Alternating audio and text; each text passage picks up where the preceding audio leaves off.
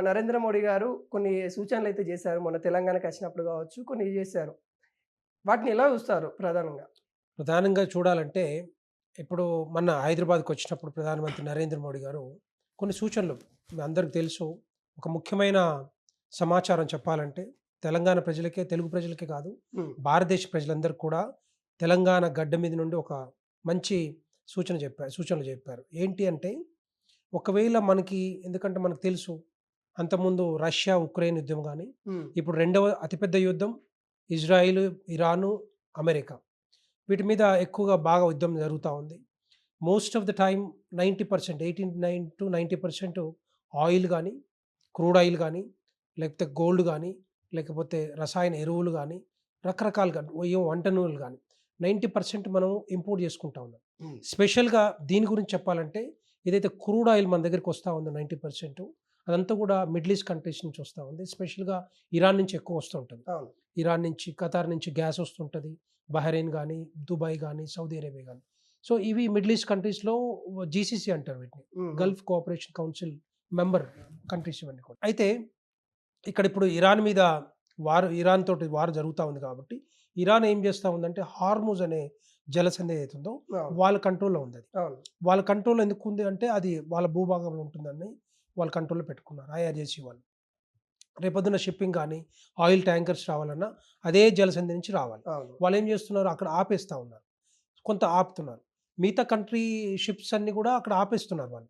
కానీ మనకున్న సంబంధాలు, మనకున్న ఫారెన్ రిలేషన్స్ విత్ ఇరాను అక్కడ ఎవరు గూడా ఆపట్లేదు. హ్మ్. వస్తా ఉన్నాయి. కానీ ఒకవేళ ఇదే వారు కంటిన్యూయేషను ఇంకొక అనదర్ ఫ్యూ మంత్స్ కంటిన్యూ అవుతే రేపొద్దున ఇష్యూ ఏంటి? ఎందుకంటే మనం ఎక్కువగా ఇంపోర్ట్ జేసుకుంటాం గాబట్టి దాని పరిణామాలు ఎలా ఉంటాయని జెప్పేసి ఒక ఒక మనకి అభిప్రాయానికొస్తాం యూజువల్‌గా. హ్మ్. ఎందుకంటే మనం చూసాం రష్యా, ఉక్రెయినే సంవత్సరాల కొద్దిగా నడుస్తా ఉంది. అవును. ఇదేమన్నా నడిస్తే రేపొద్దున ఇష్యూ వచ్చే అవకాశాలుంటాయన్న ఆలోచనతోటి ముందు చూపుగా, ముందు మాటగా ఒక మంచి సూచనలు భారతదేశ ప్రజలకి ప్రధానమంత్రి నరేంద్ర మోడీ గారు హైదరాబాద్ గడ్డ నుంచి చెప్పారు. అవును. ఏమని చెప్పారు? ఆయిలు కొంత క్రూడ్ ఆయిలు ఏదైతే ధరలు పెరుగుతా ఉన్నాయో, అవన్నీ గూడా ఎందుకంటే ఇంకోటి నేను ఇంతకుముందు చెప్పిన, ఇవన్నీ కూడా ఇంపోర్ట్ చేసుకోవాలంటే అవును. గోల్డ్ గానీ, ఆయిల్ గానీ, ఎరువులు గానీ రకరకాలుగా.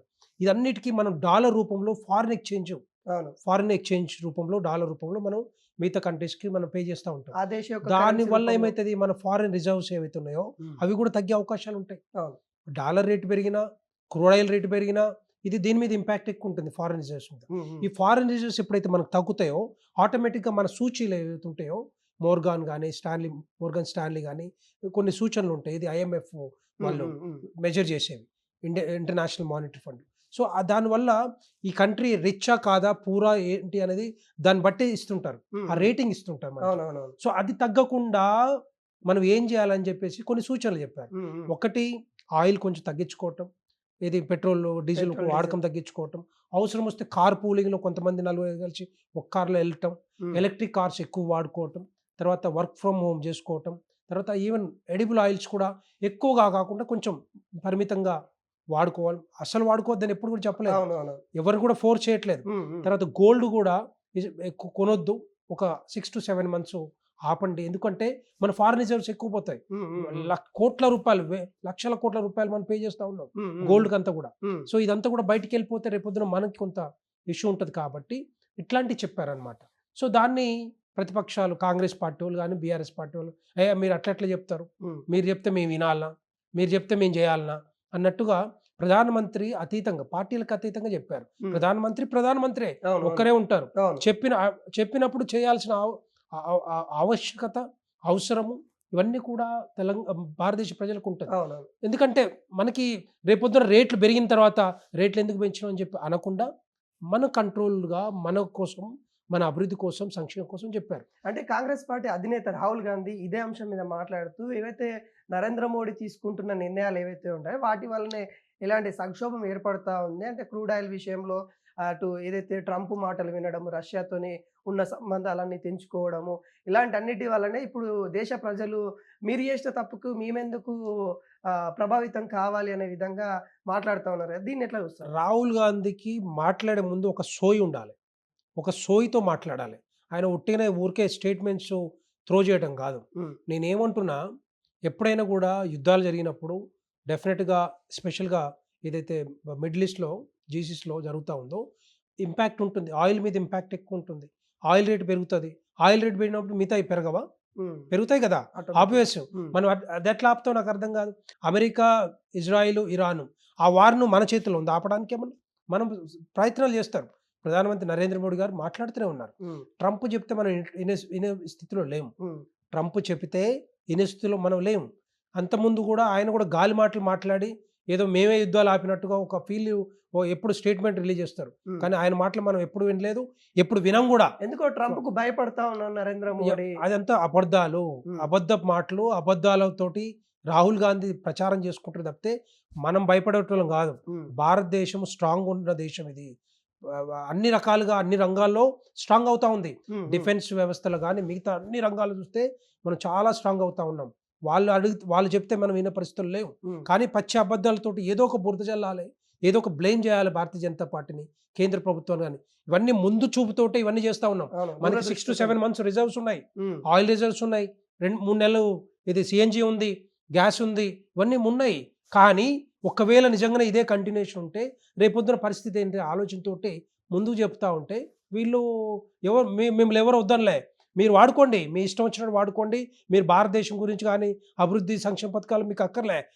కాంగ్రెస్ పార్టీ నాయకులు గాని, రాహుల్ గాంధీ గాని, లేకపోతే బీఆర్ఎస్ నాయకులు వీళ్ళు చెప్పేది చెప్పుకుంటూనే ఉంటారు. హ్మ్. కానీ భారతదేశ ప్రజలు, తెలుగు ప్రజలు డెఫినిట్‌గా ప్రధానమంత్రి గారి సూచనలు డెఫినిట్‌గా పాటిస్తారు. అంతకుముందు పాటించిర్రు, పాటిస్తాం. ఎందుకంటే కోవిడ్ అప్పుడు చూసాం. కోవిడ్ ఎంత కంట్రోల్డ్‌గా, ఎంత జాగ్రత్తతోటి మనం హ్మ్. వ్యవహరించామో నరేంద్ర మోడీ గారు చూపిచ్చారు. మిగతా కంట్రీస్‌లో మొత్తం గూడా మనం చూసాం ఇంపాక్ట్. ఏ విధంగా ఎంతమంది చచ్చిపోయారో, ఎన్ని వేల మంది చచ్చిపోయారో, అదే కోవిడ్ వ్యాక్సినేషన్ కూడా ఇక్కడనే స్టార్ట్ చేసాం. అవును. సో, అది మన ప్రత్యేకత. నరేంద్ర మోడీ గారు ముందు చూపు. అంటే సో కోవిడ్ రోజులు గూడా ఇప్పుడు గుర్తు చేస్తాను. అలాంటి రోజులు వస్తాయని గూడా కొంత భయాందోళనకి గురి చేస్తా ఉన్న ఏమి నేతలు గూడా. లేదు. భయం లేదు. ఏది లేదు. హ్మ్.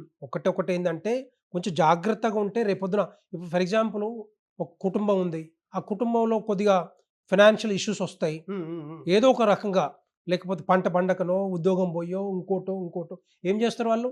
కొంచెం అంటే అంత ఖర్చులు విపరీతమైన ఖర్చులు. బట్టలు విపరీతంగా కొనుక్కోవడం గానీ, లేకపోతే బంగారం కొనుక్కోవడం గానీ, పెట్రోల్, డీజిల్ ఎక్కువ వాడటం గానీ, నూనెలు అట్లా కొంచెం మన కంట్రోల్ మనకుంటది. హ్మ్. అందరికి హ్మ్. కామన్ సెన్స్ అది. అవును. ఆ కామన్ సెన్స్ రాహుల్ గాంధీకి లేకపోతే ఏం చేస్తాం? హ్మ్. అంటే ఒక సామెత ఉంటది మనకు తెలుగులో. ఇగో మేక అంటే అగ పులి అన్నట్టు. మీరు చెప్పేదేమో ఒక వర్షన్ చెప్తా ఉన్నారు. కానీ ప్రజల్లోకి నేతలు తీసుకోపోయేదేమో ఇంకొక విధంగా తీసుకొని పోతా ఉన్నారు. చాలామంది కూడా భయపడతా ఉన్నారు. ముఖ్యంగా మహిళలు ఎవరైతే ఉంటారో ఈ బంగారం కొనొద్దు అంటే వాళ్ళు ఇగ కొద్దిగా సోషల్ మీడియా ట్రోల్స్ చూస్తా ఉన్నాము. అరే!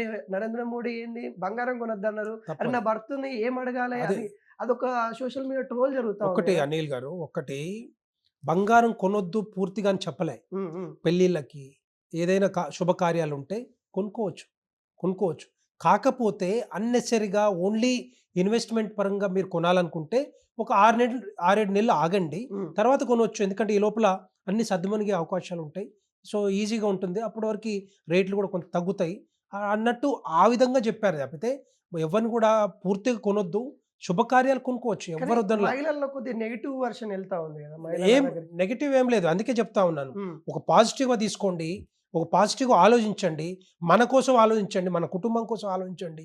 మీకోసం, మీ అభివృద్ధి కోసం ఆలోచించండి. హ్మ్. అంతేగాని ఇప్పుడు ఒకటేసారి ఓన్లీ జస్ట్ ఇన్వెస్ట్‌మెంట్ పర్పస్‌కి కొనాలనుకుంటే ఒక 5, 6 నెలలు ఆగితే ఇంకా మీకు మంచిది. రేపొద్దున ఇంకా రేట్లు కూడా తగ్గే అవకాశాలుంటాయి. అవును. ఆ విషయంలో చెప్పారు.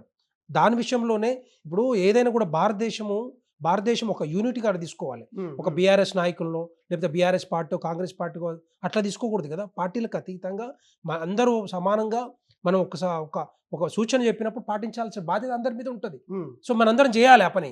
సో, మహిళలకు కూడా చెప్పాల్సింది అదే వీళ్ళు మిగతా పార్టీ నాయకులు. అది హ్మ్. చెప్పకుండా రెచ్చగొట్టే వ్యాఖ్యలు చేసుకుంటూ దాన్నేదో పబ్బం గడుపుకోవడానికి ప్రయత్నం చేస్తే అది వాళ్ళకే వదిలేస్తుంది తప్పితే భారతీయ జనతా పార్టీకి వచ్చేదేం ఉండదు. మన కోసం మాత్రమే చెప్పారు తప్పితే వేరే వాళ్ళ కోసం కాదు. ఈవెన్ వర్క్ ఫ్రమ్ హోమ్ లక్షలాది మంది ఐటీ ఎంప్లాయీస్ ఉంటారు. హ్మ్. కార్‌లేసుకొని పోతా ఉంటాం.